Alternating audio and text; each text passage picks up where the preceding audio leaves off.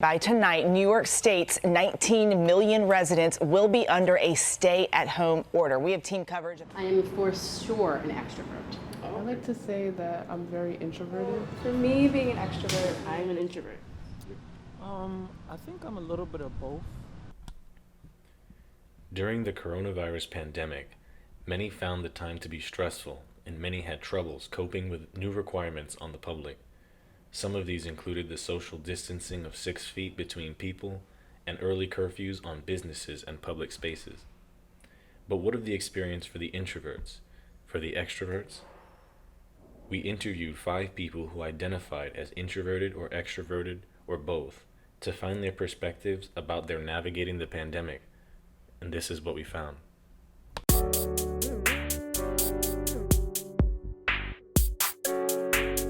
Everybody's different, yeah. Everybody you see post-pandemic, they look different. Some people worse, some people better. Everybody had an experience. Some people it thrived. for me, being an extrovert means that when I'm out in the world, I'm looking for conversations, and that is what gives me light.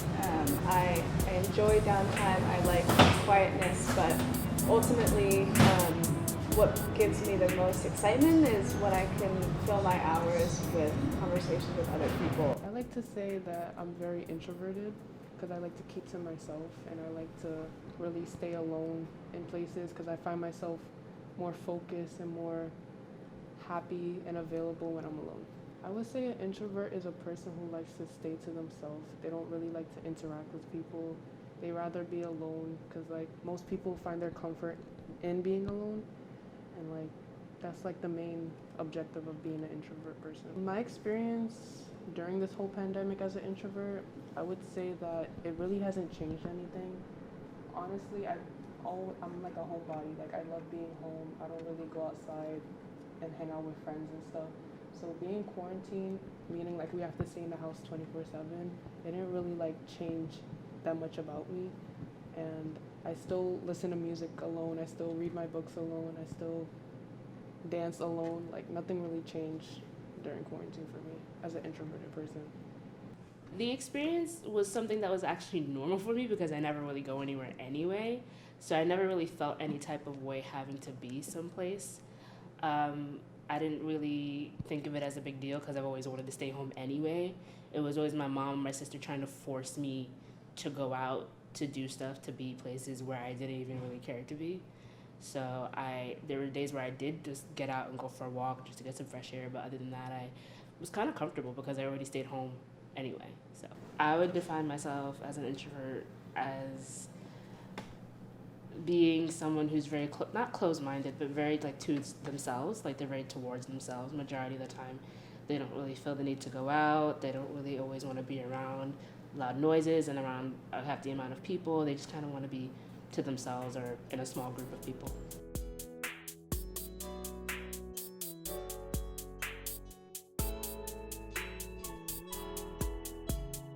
I'm a little bit of both. You know, the pandemic has made me multifaceted, I like to say. You know, I'm more of an introvert, but I learned how to talk up more. I don't like feeling caged in, so that's where the extrovert came in. And as the months became, you know, closer and longer, I felt that I needed a way to express how I felt. I feel like I should be able to talk, think, you know, do a lot of things that allow me to be me. I felt like living in the projects was kind of a trouble situation too, because we didn't know how to, you know, stay inside. It was something that I was taught to stay safe, you know, to stay out of the drama. But there's so much drama that sometimes that you can't stay quiet. Sometimes you must speak up. You've seen the protests, you've seen the riots, and I don't like, how can someone stay quiet within those times? Beyond conversations like music and lights and sound, all of that feels like input that I can use productively rather than it like bringing me down. It helps me function in that it like gives me that extra piece that keeps the ball rolling, right? Like I can be alone and that's fine and it works for me, but what gets me out of bed and what gets me excited is those things that are going to come next, and that most often comes from something externally.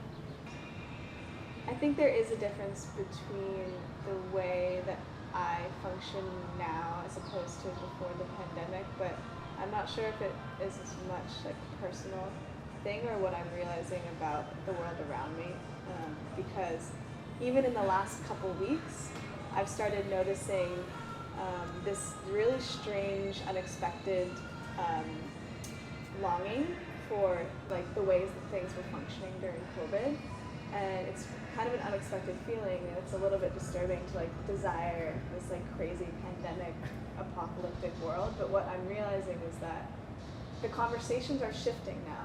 So they're going from, during the pandemic, like almost every conversation was about how you're doing, how your well-being is, what's coming up for you personally. And now I'm noticing that the conversations are much more like, what are you doing today? How was that party last weekend? And I'm like missing that deepness that pandemic seemed to naturally bring out of people. So whether it's like myself, maybe it is like I personally realize that I need more of that in my daily life, or I'm like more disappointed that people don't naturally function that way. But I'm realizing like I have to go that extra mile to make sure those conversations are actually about that kind of stuff. Everybody's different, yeah. Everybody you see post-pandemic, they look different. Some people worse, some people better. Everybody had an experience. Some people it thrived. And I do know, like, my friend's daughter is a high school student, and, you know, she's probably very introverted, and it was so much easier for her to focus on school and remote learning without all the social stuff. But I knew other kids were just really wanting to hang out with other kids and missing that. I mean, I just think at high school you're learning who you are. You're figuring it out. It's a really tumultuous time. I've been watching people do high school for 26 years, and it's a beautiful time in people's lives, but it's a highly socially, you're learning everything about your social life at that time in your life. And so I think already I've seen that kids were too much in the screens and too much connecting through this way and missing a lot of communication with each other. They come to me and go, what do you think they meant by this text? I'm like, we need to talk to that person. Like, these are the kind of skills. But already we were kind of like too much into technology, and then the pandemic hit, and I think it made it worse for some kids. I think this thing came here to teach us that we need each other, right? Like, it came to teach us that everything that they were telling you was true is not true. And you need to completely restructure society on every level, in every way, and especially around mental health. I loved Simone Biles this week saying, yo, peace, I gotta check out, like, I gotta take care of myself. Like, that's what we need to do as a society, and that means, honoring whatever you need. So if you need to be by yourself and you don't want to be around people, honor that and be by yourself. If you need to be around people, honor that. It's not a weakness, it's a need, and we're all different, and that's aight.